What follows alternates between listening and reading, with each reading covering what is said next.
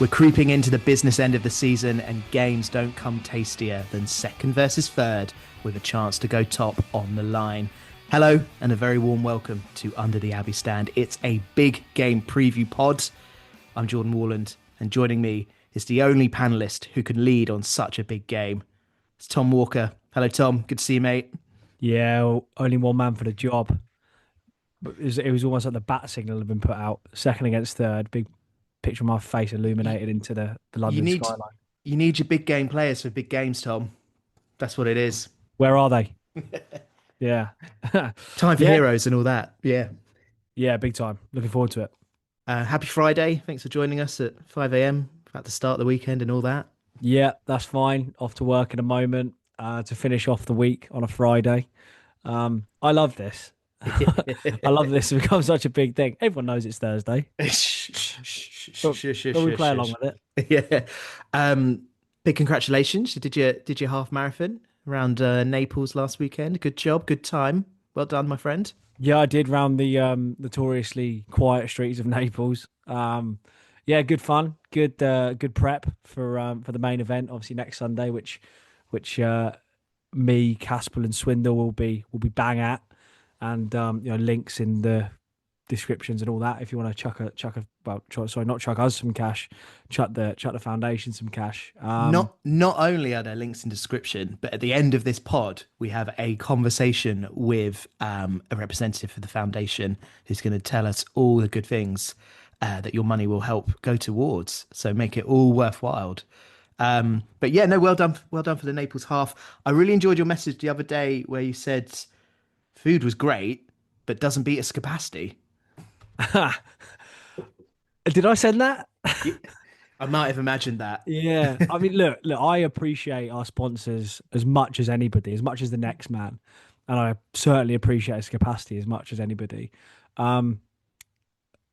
Until you've had a proper Neapolitan pizza, I'm not sure you can quite understand.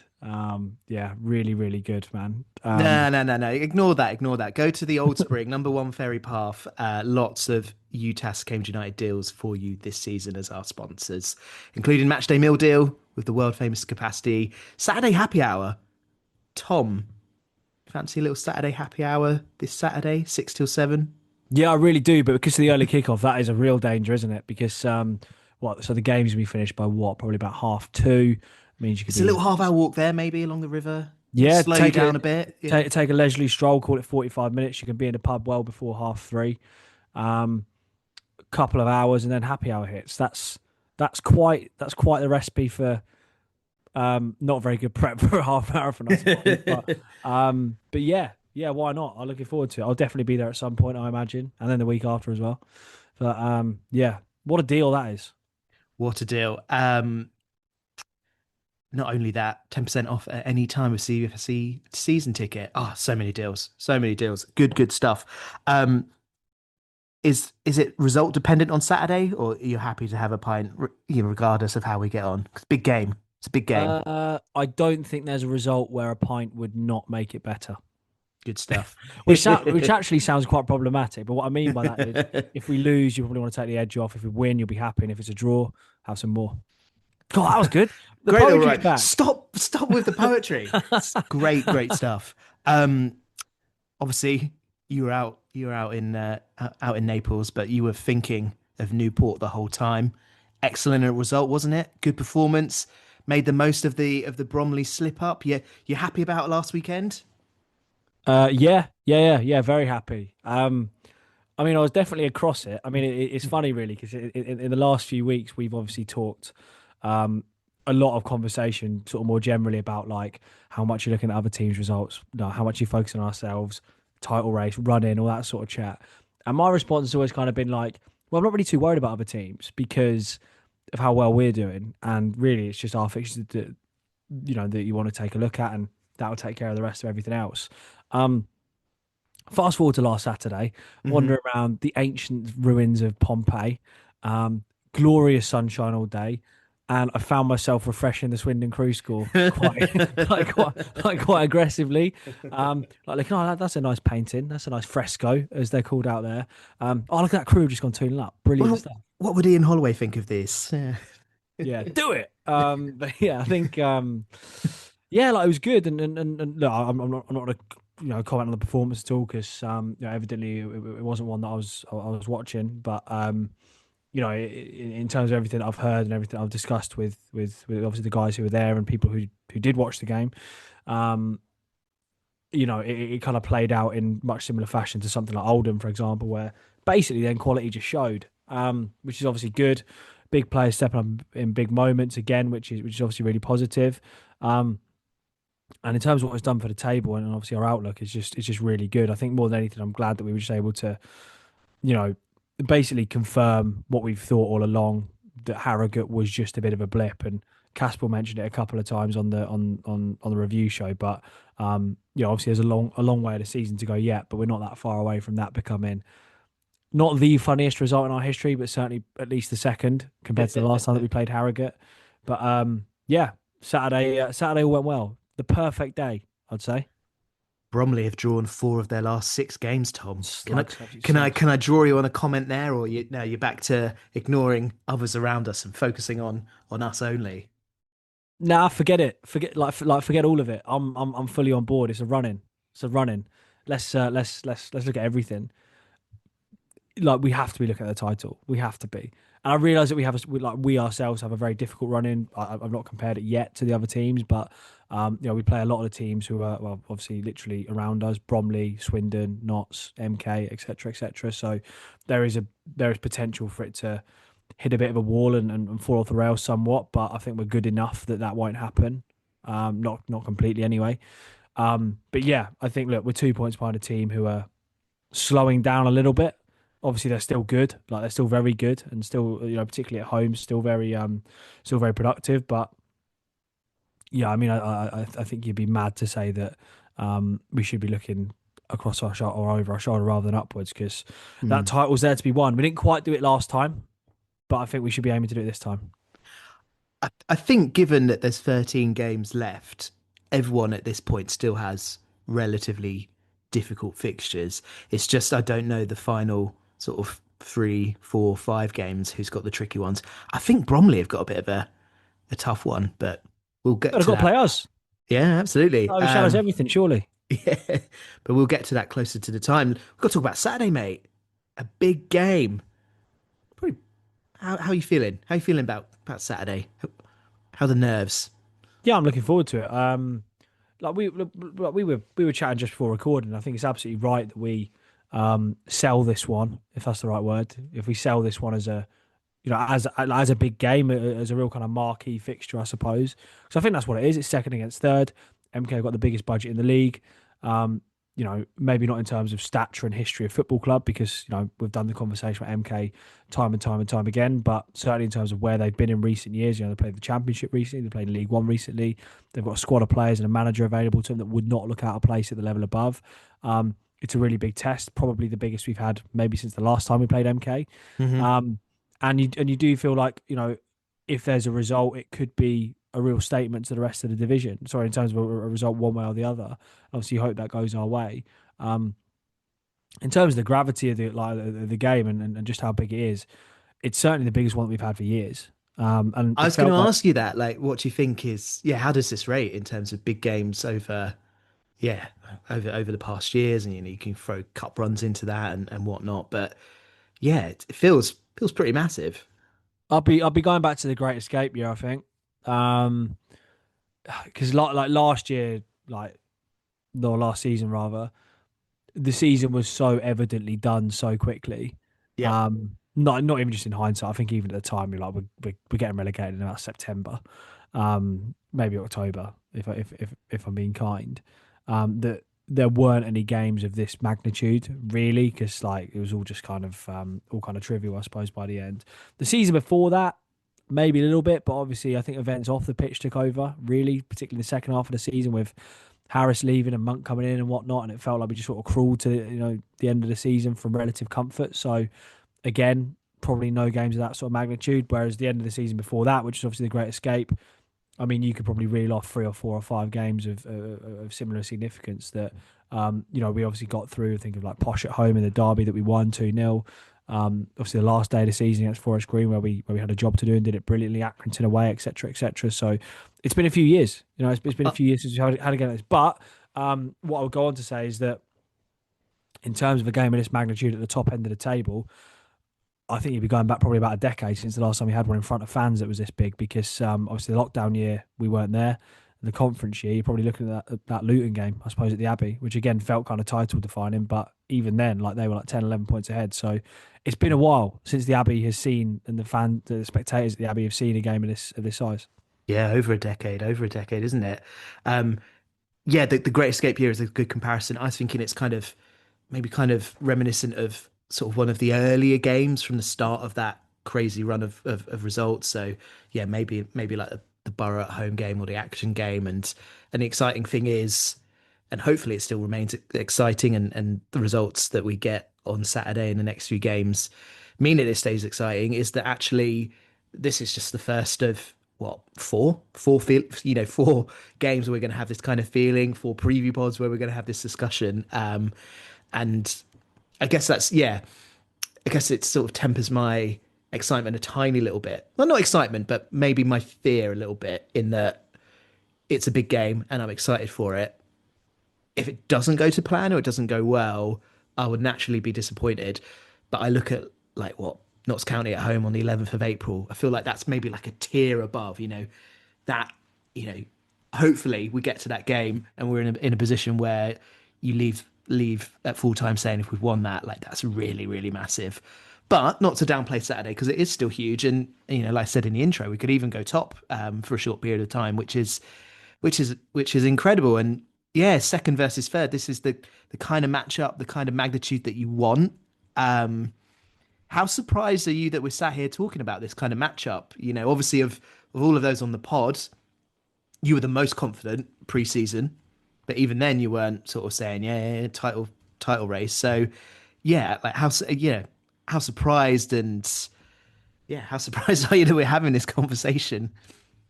I'm not surprised that they were at the right end of the table. Hmm. I've sort of maintained throughout that I think we've got, particularly in terms of the manager and, well, to be honest, increasingly so, a lot of the players who are just too good for the division that they're in, or in theory are at least, and obviously they've proved that in practice as well, which has been pleasing to see. I think, as you say, like I've sort of maintained quite a lot of positivity really from the summer, that we should be at the right end of the table, but to be honest, that was mainly based on the quality of those around us and the fact that League Two is a division where you don't have to be that good to finish in the top seven. So I was pretty confident that we'd be, at the very least, a playoff team. But title challenging, probably not so much, to be honest with you. I think I've been pleasantly surprised by a couple of like real redemption arcs in the squad. People like Kel Watts, Gibbons, even. To name a couple of signings I was a bit concerned about in the summer have really paid off. Eastwood is probably the big example there. And yeah, like players like Ben Knight, who maybe would have been seen as a bit of a gamble, a bit of a bonus player for us, I guess, if we're honest, because of his lack of experience, obviously come to the fore and been probably the best player in the division over the last few months, or certainly the last few weeks. Um, His and yeah, goal returns over the last, what, 1,000 minutes, something like that. So for any player, it's incredible. Let alone not an out and out striker. yeah, yeah, really like really, really good stuff. So I suppose to answer it kind of more succinctly, I suppose I'm not surprised that we're at the right end of the division, but I'm surprised that it's a game that maybe could define a title challenge, or could, in theory, if you look back in May, be one big step on the road to winning the league. Um, and I suppose in terms of like the actual fixture itself, like because of the way that League Two is, and what I've just said about maybe the quality and the stature of some of the teams that are around us, maybe not quite being so high.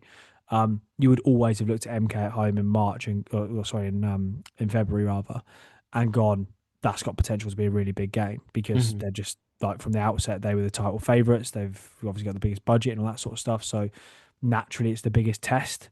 But yeah, I maybe thought that MK might be right at the top, and we're trying to make ourselves automatic promotion contenders. But the fact that we're sat here above them with a chance to go top of the league on Saturday, even if it is just for a few hours, I think you'd have to be, well. I think for me it's a little bit surprised. I'm not sure there were too many people who were predicting that. Yeah, I was going to say that that's the other part of this, the whole surprise sort of story is that second versus third, it's actually us above MK, couple of points in it as well. Neil Harris in the presser said he felt that if you finish above MK, you'll get promoted. Are you of that opinion? You know, obviously you saw them a few weeks ago at their place. I know they've got injuries. We'll touch on that in a bit, but are you having that as a fair assessment? I think so. I think if you'd have asked me more around the time when we played them at their place, I'd have been a bit less confident that they're going to be the team that we thought they would. But yeah, I mean, look, besides from maybe a disappointing result at Colchester right on the first day of the year, and I suppose a pretty disappointing draw at home to Crawley, a game which again they've still not even lost it. They're starting to click a little bit. If it, from the outside looking in, and obviously we'll hear later on from an MK fan who might totally contradict what I'm about to say, but from the outside looking in, it looks like it's all been a bit more laboured than you thought it might be. Like I felt they'd be They've a had to team work like harder for it. Yeah. yeah, basically, like I think when you look at the squad they started the season with, then particularly how they're recruiting in January, I felt they'd be like Luton were in the season that we got promoted from the conference, and they would just motor away. They'd just motor away. But I suppose even in that year, it took Luton until sort of late January, early February before they started doing that. So maybe MK are that team, or will go on to be that team. But yeah, I don't think Harris is far wrong. I think if there's three better teams than MK this season, or three teams finish above them, I'd be fairly surprised. You mentioned Ben Knight a moment ago. What if I was to tell you, Tom, you could find out a little bit more about Ben Knight from the man himself? Would you be Uh, interested? I'd be well up for that. I'm really interested. You need to get yourself to undertheabbeystand.com and sign up to the coconut tier. We have a great interview with him that went live today, I think, yesterday, depending on if you're pretending this is Thursday, Friday, Saturday, whatever. But yeah, really good interview with man of the moment, Ben Knight. So loads of extra content to our brilliant nutters, our coconut tier subscribers. So yeah, head to undertheabbeystand.com to find out more. So Saturday, Tom, you're feeling pretty positive about the outlook for our season. Is there any result on Saturday that would change that? You know, if we don't win and if we were to lose, is it going to sort of change your mindset or your bullishness? You think you might start questioning a few things or being a little bit more nervous, or you know, you're not going to get carried away if we do lose? It's easy for me to say that now. Yeah. Come back to me when we're Waiting for nursing. waiting for happy hour to start. Yeah. Yeah, then it'll be like, right, this is what he really thinks. I think I don't think so. I think look, if MK comes to Abbey and beat us, it doesn't have to be season defining, and it doesn't have to be the be all and end all at this point. And that's what you're looking at, right? Like you're thinking, is there a circumstance which would really, really move the needle on what our ambition should be? And I'd probably say the answer is no. Maybe if we get absolutely obliterated and we end up with like eight men on the pitch, then maybe you'd have a little bit of concern that maybe we're not quite the team that we'd like to be. But if MK come and put in a performance that their players are capable of, they've got a very good chance of winning the game. It's as simple as that. Mm.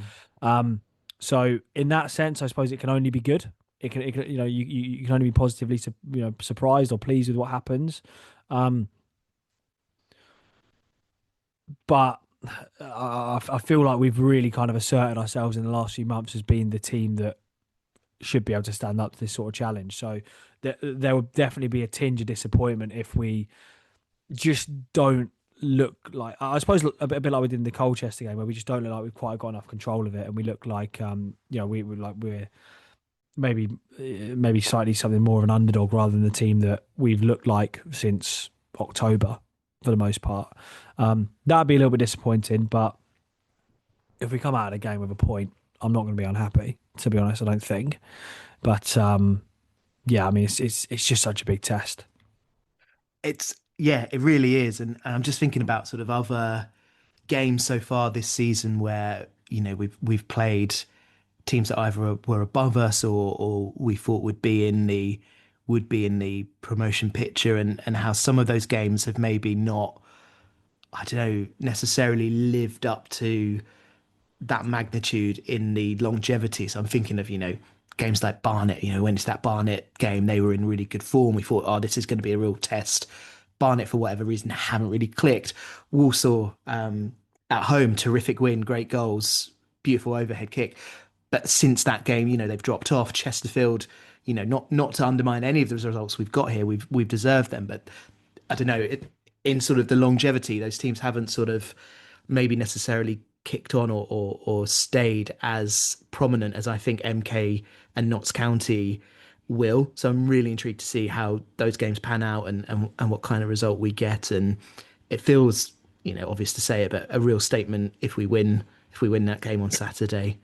Let's have a look at Neil Harris's presser then. A couple of really interesting points. He mentioned there was a behind closed doors friendly on Tuesday, which I thought was interesting given the number of sort of Saturday, Tuesdays that we've had. But yeah, good opportunity to get minutes into players. This is a good one, Tom. He said that all his players want to play on Saturday. That's the kind of stuff you want to hear, right? There, that implies they're all up for this. Yeah, and why shouldn't they be? I don't want to be too flippant, but I mean, it would be mental if he come out and gone, do you know what? Some of them actually really don't fancy this. Yeah.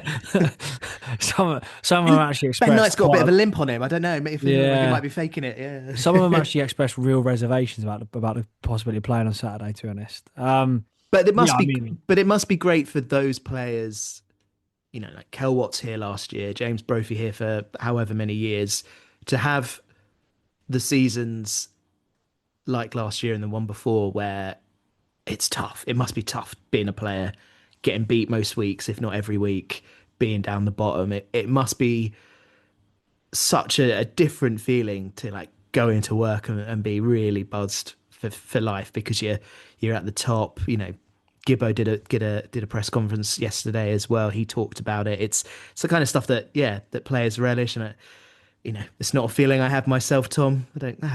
Can't say I go into work feeling buzzed and up for it every day. But yeah, I think it's great for those that have been here, not just this season, to be experiencing some of the good times. Yeah, for sure. I think that's one angle of it. The other angle you can look at is the players who have come in during the summer who would have maybe, I'm speculating here, but perhaps had more lucrative offers or offers from higher up the pyramid. I'm thinking players that have been there and done it a little bit more, like Penny Ruddock, Don Ball, etc.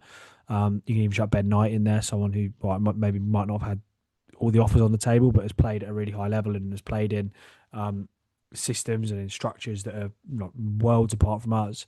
And you think they're going to be like, well, this is what we signed for. This is what we're here for. So they've got to be looking forward to it for that, I think. But yeah, it is a game to relish, and I never thought I'd say that about playing MK Dons, but I think on Saturday, like it's a sort of game that if you can't get up for it and you can't, really kind of get on board with it, then you do question like what are you in football for, because top of the table clash, Saturday afternoon at home, packed out Abbey Stadium, live on Sky. These are all just the things that Neil Harris said as well, but I think it stands to reason. He was asked in his presser about the team talk, sort of managing the mindsets and the adrenaline, so like we were just saying, players are going to be up for it, but like controlling that so they don't lose their heads and do something reckless early. How do you think Neil Harris is going to approach that team talk on Saturday? Go out and enjoy it. Why not? I don't know. I think you know what, from watching his presser, I think he had a real it just seemed really calm. He seemed chilled, didn't he? He seemed chilled. Yeah, maybe more so than I might have expected, to be honest. But that was my takeaway from it. So I think like a big bit of it is he'll just need to keep him on the ground a little bit and just it'll be reminders of how we got to where we are. There'll be little things about how can we get at MK. He actually mentioned it as well in his presser about the fact that he felt his job becomes maybe a little bit more tactical in games like this. Just the motivational side of it should really just take care of itself. So it'll be things like that. In terms of an approach, I imagine it might resemble more of what we've been used to seeing away from home recently, maybe rather than at home. I don't imagine it's the sort of game where, particularly in the opening sort of stages, the opening encounters, we're going to be right at them. But yeah, it'll be a bit of like you're absolutely here on merit. Remember what got you here and try and do it again. Yeah, I think it'll be a lot of reminding people of the game plan, like you say, the tactics, being mindful of what MK's threats are. They're good at the back, they're good at set pieces, and just being really switched on to match them in those key areas.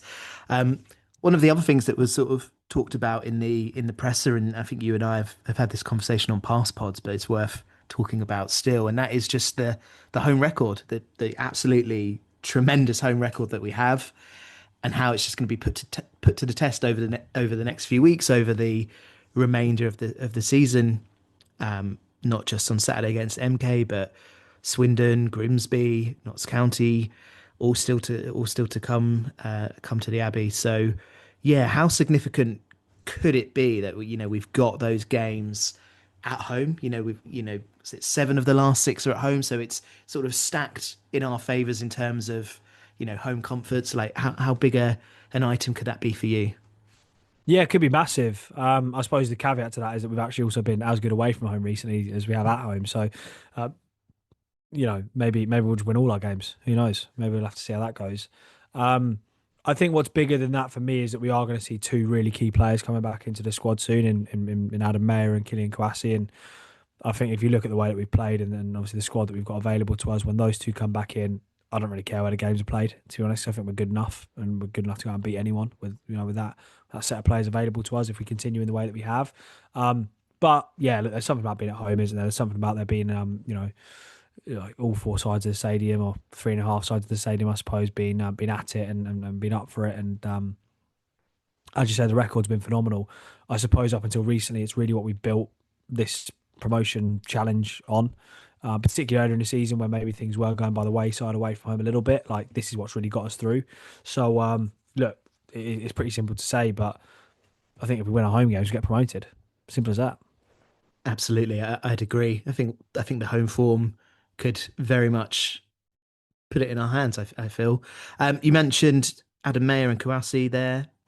Neil Harris said in the presser that they are back in training, sort of light integration back to the group. They're certainly not ready for this weekend. He also said not ready for next week. So make of that what you will.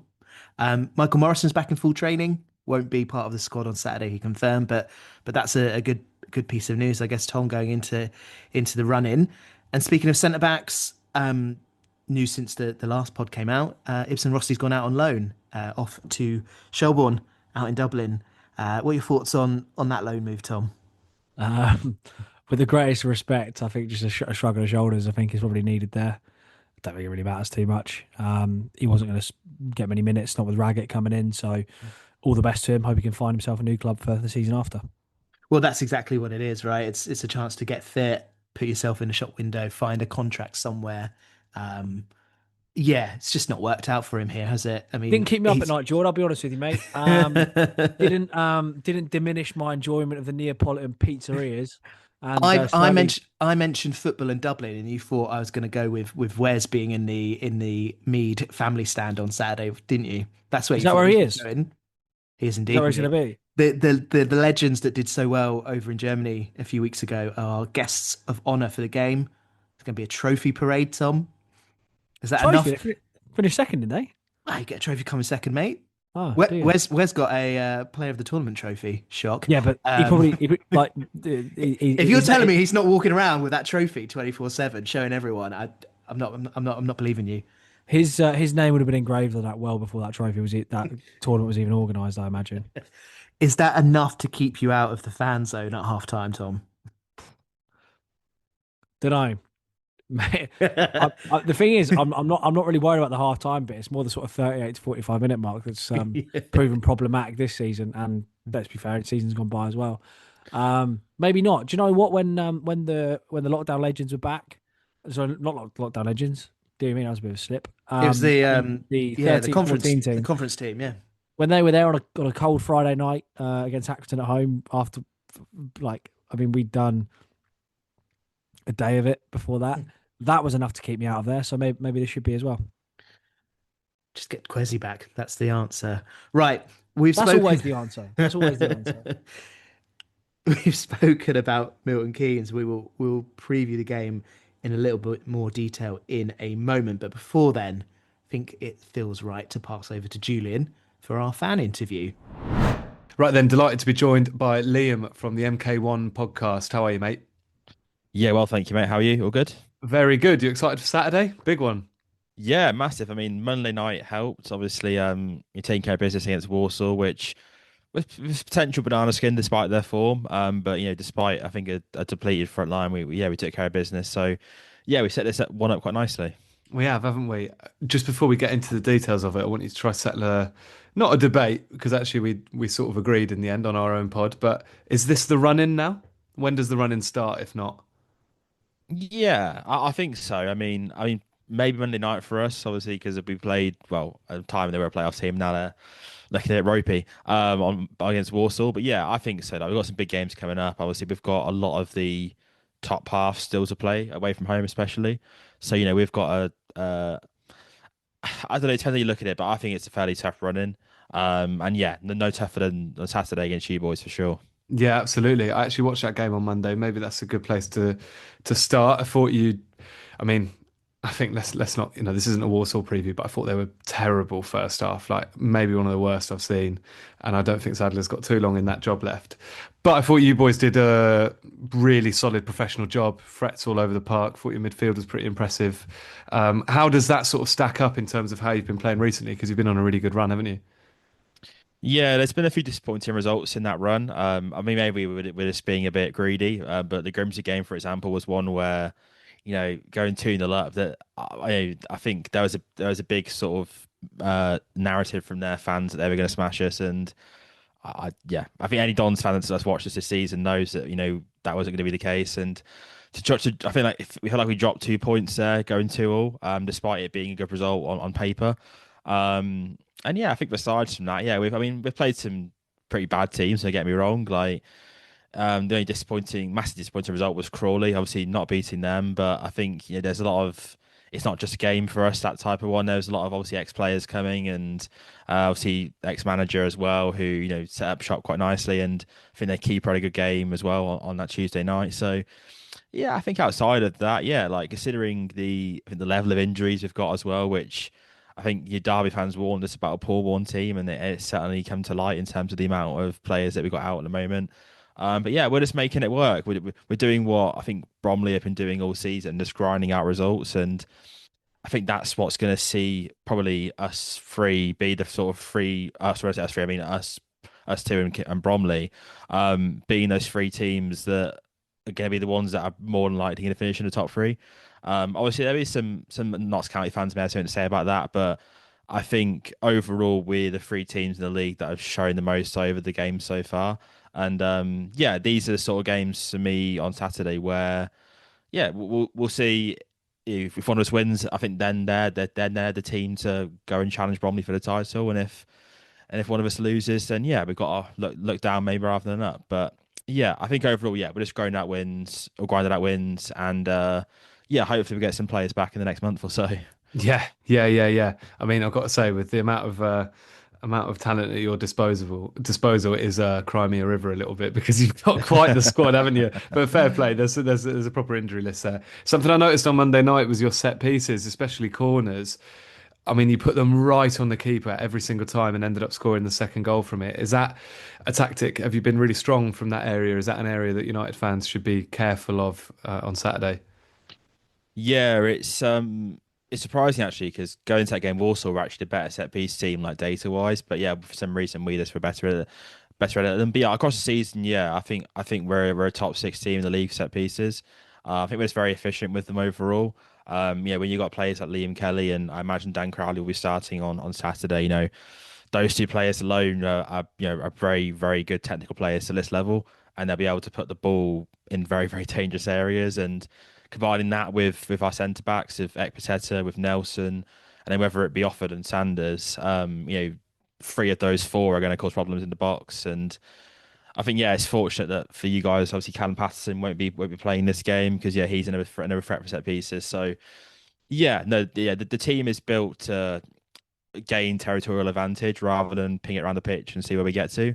Obviously, with Pato being out, the box midfield is becoming a bit more prevalent, and that's why Dan Crowley is getting a bit more game time. So it's a slight change of style, but yeah, I think Monday night kind of saw maybe where we're sort of pivoting towards and trying to encourage the press still, but trying to get high turnovers and put people under pressure where they're not used to having the football. And yeah, just taking advantage of that. So fingers crossed we can do that on Saturday, but I imagine it'll be a much tougher task. Yeah, it might be. Yeah. How's the season as a whole? Before we get into like some specifics of Saturday, how's the season as a whole gone? Life under Warne going all right? I imagine promotion was the minimum expectation, so you're kind of on track to do that. I mean, yeah, I think it has to be right. I think if that wasn't the expectation, then I mean, it's definitely an argument for one of the most like embarrassing or disappointing League Two campaigns for a long, long time, if not ever, to be honest. Yeah, you mentioned about the quality in the team. I think even with the injuries, there's still a boatload of quality in that team that should be running over most of the division. Yeah, I think it's been good. Like, yeah, we spoke to the gaffer about a month ago, and he's still in high spirits about the team, and I think he's enjoying his time, Milton Keynes. Don't get me wrong. I think everyone that we've brought in this summer, and everyone that's currently in the building has had one goal in mind, and that is getting out of League Two. It's within the league 3 seasons now, and it's not something that we want to be in. And I don't think anyone really wants to be in League Two that's got aspirations of being higher leagues. So yeah, it's been good, to be fair. I think it's nice to have a manager who is fairly transparent with how he speaks. I think the managers in the past have been trying to be a bit coy with their comms, and I don't know, it doesn't really go down too well with a fan base like ours. We're very upfront with how we feel about certain situations, and let's face it, we're not supporting the club because of certain reasons. We're supporting the club because it fell on our doorstep, and if we've been sold a 30,000 seat stadium. So we're not here to be getting 4,000 or 5,000 attendances and watching Harrogate at home. With all due respect, we're here for bigger things. So yeah, we want to get out of the league. We're hoping we are. Obviously, new ownership's helped on that a lot. But yeah, it's not come without its issues. But yeah, we're hoping that the final 2 and a bit months of the season we can kick on. What is the mood like amongst your fans in terms of the season and going into Saturday? Are people like expecting you to kick on and get something Saturday, or like would you take a point even? Depends on who you speak to. Like, I think us guys on the pod were fairly not pessimistic, but we're realistic, I would say. I think to expect anything from this game in terms of a point, more than a point, is quite a lot. If we do, like, happy days, like 100%. Like, I'll shake your hand right now and take it and get the hell out. But yeah, listen, it's second v third, and like we've both been, aside from a freak result for you guys, you've been in really, really good form, and we've been unbeaten since New Year's Day. So a bit like the Grimsby game a couple of months ago, it feels like something's got to give a little bit. And again, like, I mean, it's never been an easy game going to Cambridge really for us in terms of those sorts of matches. So I think, a Dons fan expecting to get like an easy 3 points here is just, I don't want to say to them that it's not going to happen.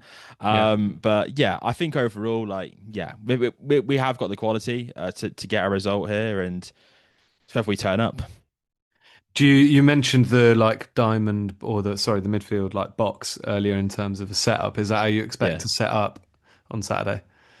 I would say more than likely, yeah. I mean, there's this whole situation of Aaron Collins. So I think after I believe it was the Crawley game, it was revealed in the presser after that he got injured again.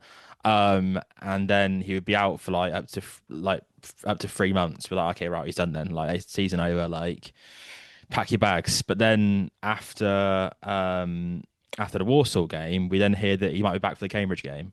Oh, so that's not good I news. have no idea what's going on. Yeah, it's just this miracle. That's his second coming of Christ almost. So I have no idea what he's going to do. I think I say 80%. I would say it'd be the box. So it'd be Hepburn Murphy, very very similar to how we set up against Warsaw Monday night. It's Hepburn Murphy leading the line, Crowley and Kelly ticking it along with sort of Gilby and Wiles kind of being the terriers, as you were, the sort of like trying to knit the ball and getting that sort of the high level sort of situations. And then maybe Sanders coming in for Offord. Sanders has partner recently had a child and he's been ill, so he's kind of been out the past 2-3 weeks. But I think, yeah, I still, I don't know if you know, but I'm a pretty big fan of Jack Sanders. I think he's one of the best defenders in the league quite easily. So I'd be surprised if he's fit and he's ready to go. That I appreciate the defense is keep playing well and keeping clean sheets, but yeah, if we can, I'd probably slot Jack in there. So yeah, I mean, there's a chance Collins plays. I reckon my gut process he makes the bench and then comes on for the last maybe 30 minutes potentially. I'll be surprised if he starts this one. Who would you say that we should be watching out for of the players that probably will start? Who do you think's the sort of danger man? Oh, it's tough. I think Ben Wiles has been fantastic since he came in. That's a mad signing in League Two, by the way. That's a mad signing. What's that about? Well, it's crazy. Like Huddersfield fans are driving him down it, and I was like, yeah, well, we'll take Yeah, him. sure, yeah, absolutely. To be fair, like obviously League One and League Two, there is step up. I do think the step up is less so than it maybe is some people. But yeah, he's come in and been fantastic. We've kind of needed if anything, a more sort of forward thinking Liam Kelly. Like, Liam Kelly's great and like the sort of /DM/ like holding centre mid role where he can kind of just keep the game ticking from his own sort of area. But yeah, Ben Wells is kind of the more like goal threat version of that. And yeah, we've seen that since the start of the season. I think he's racked up some goals on the system and been pretty unlucky not to get a few more on those since he came in. And yeah, he's a crazy player, to be honest. So I think if he gets hold of the game, I'd be very worried for you boys. I think outside of that, the wing back situation will be interesting. John Mellish has been playing a lot recently, and the views on John Mellish are pretty mixed in the fan base. Obviously, he had a good Monday night, but I think overall his attacking output has been pretty poor this season. So if it's a game we're probably going to go for, Joe Tomlinson is probably a player who could come in, and I'd argue that we've looked better with Tomlinson at wing back than we have with Mellish. So if it's Tomlinson and then it'd either be Jones, Gethin Jones, or Aaron the Main on the other side. And again, it depends on if you want to go all out or not. Aaron the Main is the more attacking option of the two, and Gethin Jones' attacking output's been pretty poor again this season. So yeah, it depends on how Paul one approaches the game. I would hope they'd go all out for it and ideally replicate Grimsby but not concede 2 goals. But I think personally these games you've got to go for it. Like if you concede a goal, like okay, fine. But I don't know. For me, if I was him, I'd have the wing backs quite prevalent in the Main and Tomlinson, and then then get the ball to Ben Wiles, keep it ticking, and give Hepburn Murphy as many chances as possible. It does feel like, it's probably too early in the run-in to say this, but it does feel like a point does more for us than it does for you, because it just keeps you another 2 points at bay with another game gone, if you see what I'm saying, and it's a tough game for us. Not that I would necessarily take a point, and that's not what I'm saying, but I do think I could see why you would think you may as well go for it and try and really put a dent or make a bit of a statement in the promotion race and go and actually win it. What about the flip of it in terms of what your biggest weakness is, would you say? Where might we be able to get at? The big one's just been tanking out. Like, I don't know if you've seen, a lot of Dons fans are very keen on this. Obviously, we see it week to week, but if you take, I think this is up to date as a couple of weeks ago, but if you take the first half table in the League Two, we're first in the league by like 12 points or like 15 points, something silly. That. Yeah. So, we start games fast, and then we just tank out like second half. So, there's definitely a shout for Cambridge to just be a bit of a sponge in that first half and take the pressure. Maybe you can see the goal, who knows? Obviously it's actually 14 points, by the way. 14, there you go. Yeah, so it's increased. Yeah, brilliant. So there's definitely an argument for Cambridge to be a sponge in that first half, and second half, like, come out a bit more. The gaffer said the team talk, change your game plan and go for it, because like we're seeing with this Dons team, like, because Paul Warne is so adamant on this press and so adamant on getting at teams, players are just knacking themselves out, getting hamstring injuries. The latest casualty being Jay Mateta, who's out for the season. So yeah, if I was the Cambridge gaffer and I was going against Paul Warne team, I would just try and get to 0-0 at half time and then see where we land. Like if there's a chance we can go for the game, sure, and nick a 1-0. But yeah, like yeah, a poor. I mean, hopefully we'll see it on Saturday. But a Paul Warren first half team is in League Two is pretty crazy. That's really interesting because it feels like a lot of, especially away from home for us, Harris has really prioritize keeping the first half as tight as you possibly can and then really attacking the second half. And you've seen it a couple of times with like the bravery increasing, and then he always makes his triple sub on about 60 minutes. So I reckon, given what you've just said, we might see that even more in action. It might be an interesting, like, dynamic half to half.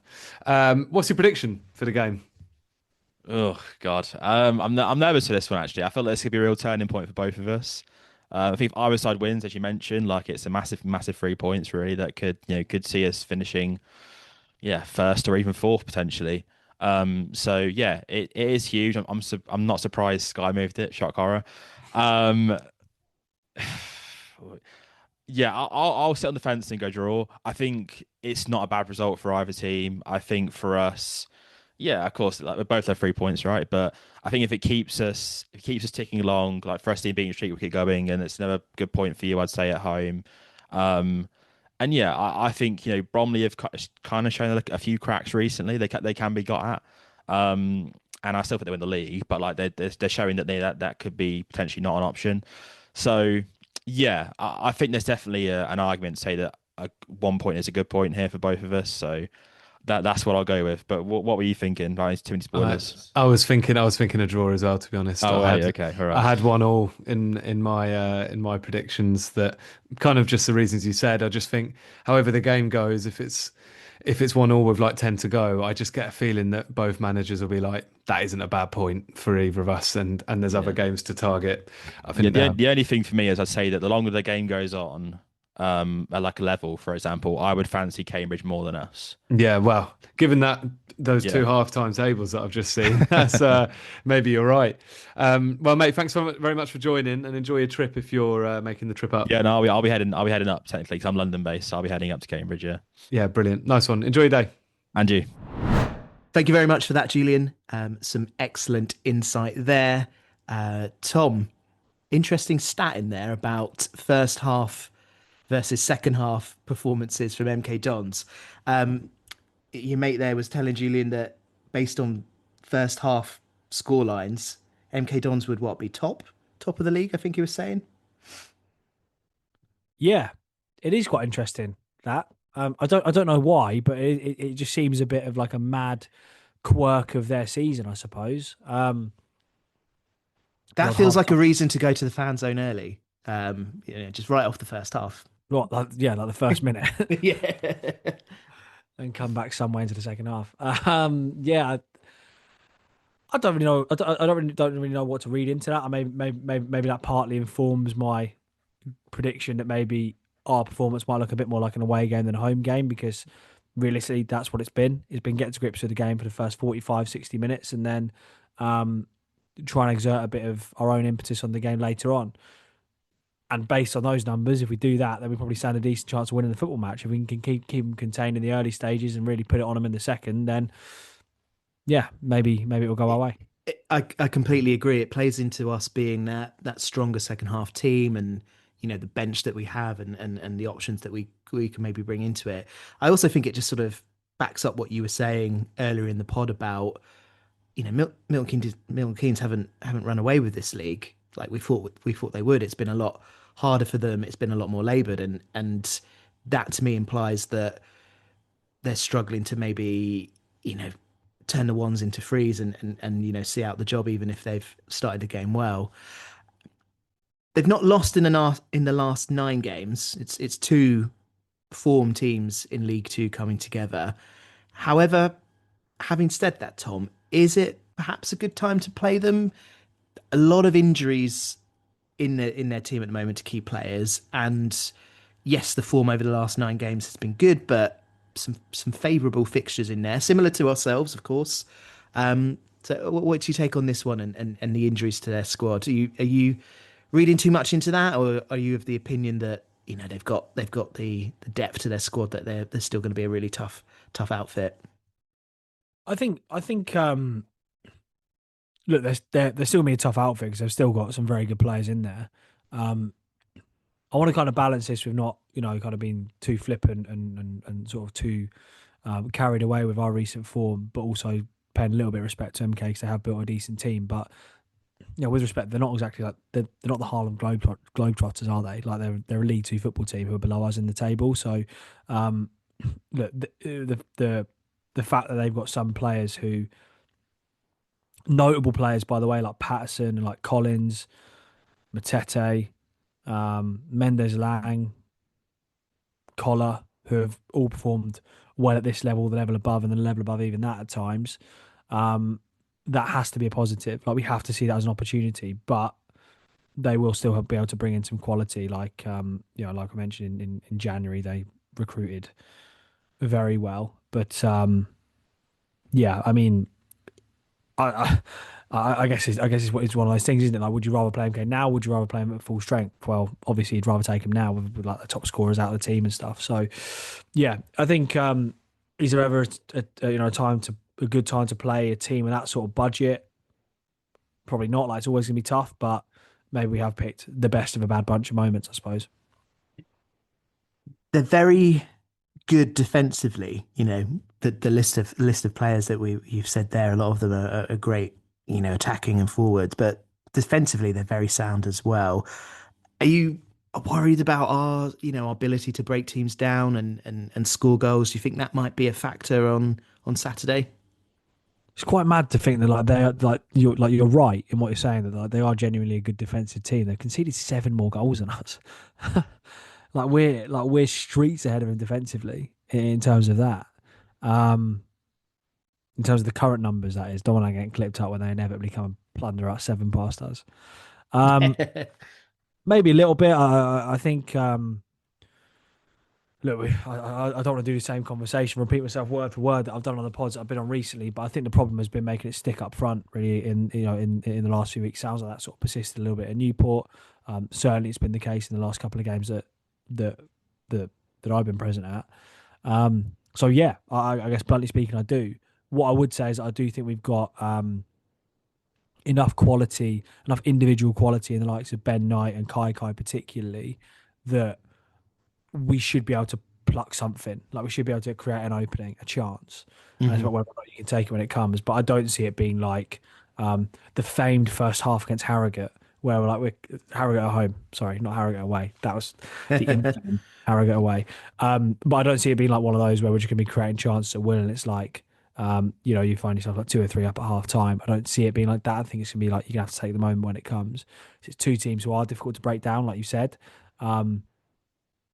But yeah, I think we should have enough individual quality to create something. How are you lining up on Saturday, Tom? How do you think Neil Harris is going to approach this one?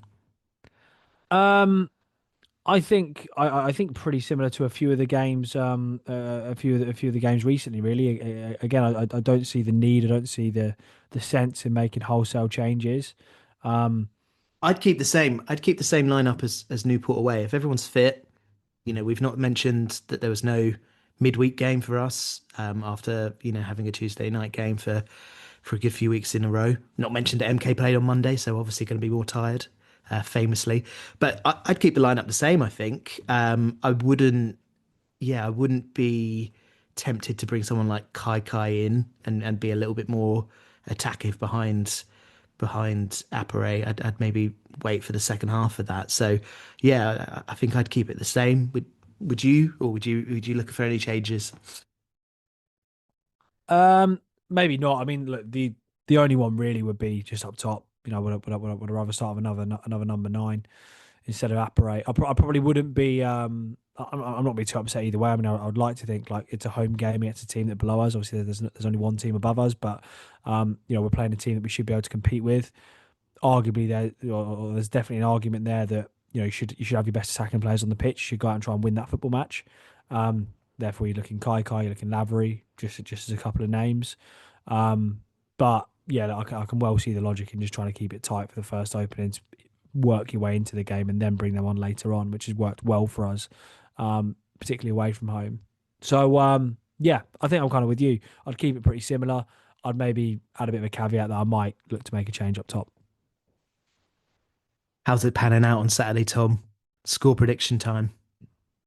I think it'll be a draw. I think it'll be one of those games that is, as much as a League Two fixture can be, highly anticipated and really, really hyped. Again, as much as a League Two fixture can be. But I think you will just see two decent teams even themselves out over the course of 90 minutes or 90, well, could be like 120 minutes given recent stoppage times that have been added on. But yeah, I think it'll be a draw. I'm not sure I'd be unhappy with that. Not sure I'd be particularly over the moon with it either. But yeah, I think it'd be fine. It'd keep us ticking over. It'd be, I think, to an extent, depending on performance, I guess, a test that we've passed if we can avoid defeat. And I think we've got enough about us to do it. I think we've got seen enough from this team, seen enough from this manager in the last few months to give me confidence that when we need to, we can really just shut the door on pretty much most teams that we play. Like when we went to Salford early in the season, they were absolutely flying and we literally limited them to nothing. I think it's potentially quite a similar situation to that. So I'm not sure what the score will be, but I think it'll be a draw. See, I had 1-1 in my head before this pod started. And 1-1, we can go with that. We can go with that. I was hoping you were going to convince me that we sneak it 2-1, but I agree. I think I'll settle for a point. But yeah, hoping for more, obviously. Tom, it's been a pleasure, mate. The review show will be back with you on Monday, hopefully talking about 3 points. Tom and I, we're going to say farewell now, but we're going to hand you over to Matthew Caspel, who spoke to Natasha Duggan from the CUFC Foundation. Hello, UTAS fans. We are joined by a very special guest today to help us talk about the CUFC Foundation and also to obviously plug our sponsorship for that Cambridge Half Marathon, which is coming up in just a couple of weekends' time. We are joined by Natasha Duggan, who is the Partnerships and Fundraising Manager at the Cambridge United Foundation. Hi, Natasha. How are you? Hi, Matt. I'm good, thank you. Thanks for having me on board. Oh, yeah. Well, you're more than welcome. Obviously, any excuse for us to keep talking about the half marathon, basically. Yeah. Natasha, I guess, introduce yourself to our fan base for anyone who might not know who you are. Yeah, so hello under the Abbey fan base. It's nice to be here. We've been speaking about doing something like this for a while, so it's great to make it happen. I've been with the foundation for just over 6 months now, coming in doing work on the partnerships that the foundation has, and also the fundraising events that we put on, and essentially just making sure there's money coming into the foundation to fund the incredible work that we do. So yeah, it's been a great time so far being part of the foundation and really looking forward to the half marathon that we have coming up in just over a week, isn't it? So it's crunch time. And you're running the half marathon obviously with myself, Josh Colson, Tom Walker, Swindle, and I think there are 30 people running it for the foundation. Is that right? Yeah, there's 30 people total running for the foundation, which is amazing. I think that's the most that we've had doing it before. And we've got around 12 Cambridge United staff taking part as well for running it. So that's across the foundation, the club, and the youth development. So including Josh Colson, as you said. So yeah, it's great. And how is your training going? I understand not so much.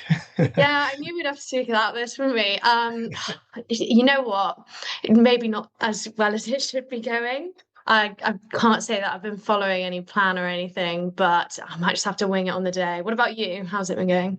I mean, I'm getting old, so my limitations. My body has been struggling slightly, I think, to get up the curve. Obviously, you might be aware that Tom Walker of this podcast initially bet me £1,000 that he would be able to beat me in the half marathon, and that lit a fire underneath me and has made me train quite hard. We've rode back that bet slightly now, so I think we're talking about actually some kind of donation to the foundation for whoever doesn't win from that bet. So obviously, everything we're doing is focused on the foundation, of course. I guess talk our listeners through some of the projects that the foundation is working on at the moment. Sort of spread that word. Yeah, absolutely. So the whole aim and goal of the foundation is to use the power that sport, particularly football, can give to people and the opportunities it can create. And we've got the unique reach of using the club badge and what that means to people within our community and in Cambridge. So we do so much work. I don't think people realise the scope of it. We work across over 15 different programs. So those are individual programs, working with young people, working with adults, those with disabilities, children in schools, and different education provisions, and we're also working with lots of older adults as well.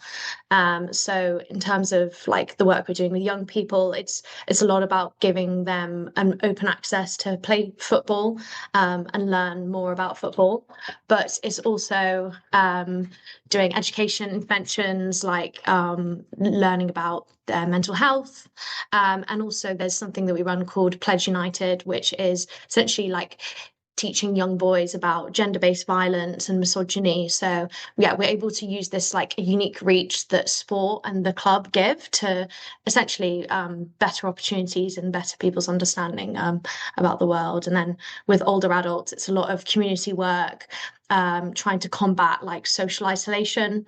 So we're essentially providing a community for lots of people, tens of thousands of people here. That's absolutely amazing work. Obviously, yeah, I see from the newsletter, it seems like there's stuff happening like every day. You have like a regular calendar of events. So I think I would say I was almost surprised by how much stuff is going on, but obviously it's absolutely fantastic the club is involved in these initiatives. Just another reason, I guess, to just to be really proud of our football club, I think. So yeah, like definitely, like not only as a foundation, but the club really cares about the community. It really shows. You know, we're based in Abbey, one of the areas of Cambridge that is a bit more disadvantaged compared to others. So we do have like a responsibility to give back to the community, and it really shows, like not just in the work that the foundation's doing, but we also are supporting lots of other charities, so like Mind for mental health, Winter Comfort for the homeless. So yeah, the reach is huge. Okay, fantastic. Well, Natasha, thanks so much for joining us, talking to us about the foundation. Obviously, anyone who is listening to this and hasn't yet sponsored us, please do. You can use the link in the description for this podcast. Natasha, thanks very much. Good luck for the race. Thank you, you as well. Hopefully I'll see you there in the end of the finish line as well. Yeah, that's it, hopefully.